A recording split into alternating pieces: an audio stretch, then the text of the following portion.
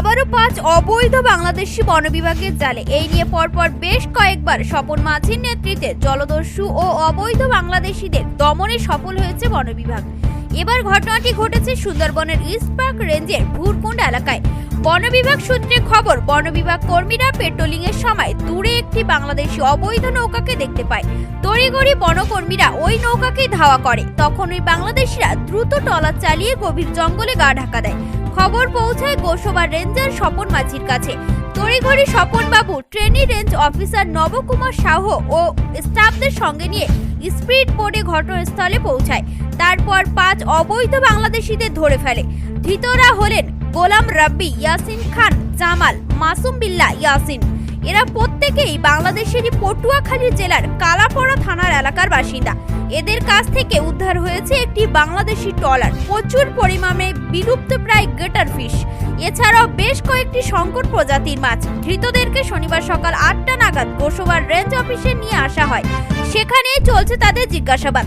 রবিবার তাদেরকে আলিপুর আদালতে তোলা হবে এবং তদন্তের জন্য বন বিভাগের পক্ষ থেকে রিমান্ডে নেওয়ার জন্য আবেদন করা হবে।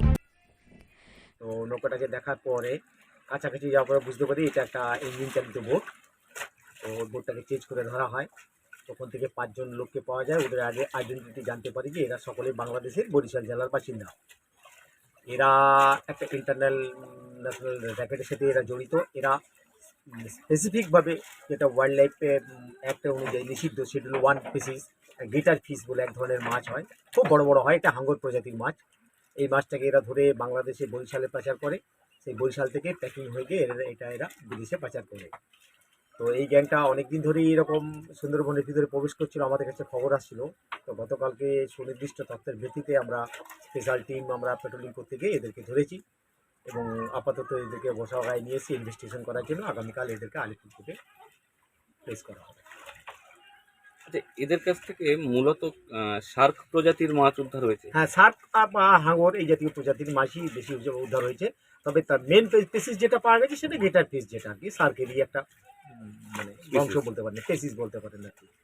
আর এটা খুব ভ্যালুয়েবল স্পিসিস এবং এটা ধরা সম্পূর্ণ বেআইনি। ওয়াইল্ড লাইফের নিয়ম অনুযায়ী এটা শিডিউল 1 এর মধ্যে পড়ে এটা। তো আশা করি শিডিউল 1 এর স্পিসিসের মধ্যে দিয়ে এদেরকে কেস করা হবে এবং আগামী কাল এদেরকে আলিপুরদুয়ার থেকে। এরা কি ভারত সীমায় ঢুকেই? হ্যাঁ, প্রায় এরা বাংলাদেশ এবং ইন্ডিয়ার সীমানা থেকে প্রায় 16 কিলোমিটার থেকে 16 থেকে 18 কিলোমিটার ডিস্টেন্সে ইন্ডিয়ার ভিতরে ঢুকে গেছে। দিয়ে মাছ ধরছে, ধরে এই গিটার ফিশ ধরছিল। অ্যাকচুয়ালি ফিশারম্যান বলতে আমরা বুঝি যারা মাছ ধরে মৎস্যজীবী তারা খায়। এরা নির্দিষ্ট করে এরা ঠিক ফিশারম্যানও বলতে পারবে না, আবার ফিশারম্যানও বলতে পারবে। তার কারণটা হচ্ছে কি, এরা অনলি ফর গিটার ফিশ এই রেয়ার স্পিসিসটাই এরা ধরে, এটাকে হত্যা করে। এটা একটা র্যাকেট, একটা বড় ধরনের র্যাকেট। এবং ওরা স্বীকারোক্তিও দিয়েছে যে এটা ওরা বাংলাদেশের বরিশালে নিয়ে যায় এবং বরিশাল থেকে সেটা পার্সেল করে প্যাকিং করে এটা বাইরে বিদেশে পাচার করে দেওয়া হয়। কতজনকে আটক করেছে? আপাতত 5 জনকে ধরা হয়েছে এবং ইনভেস্টিগেশন চলছে। এদের কি আরো কোনো রকম ইয়ে আছে? আপাতত এদেরকে ইনভেস্টিগেশন করে আমরা রিমান্ডে নেওয়ার চেষ্টা করছি। তারপরে এদের পিছনে আরো কেউ আছে কিনা সেটা জানার চেষ্টা করছি।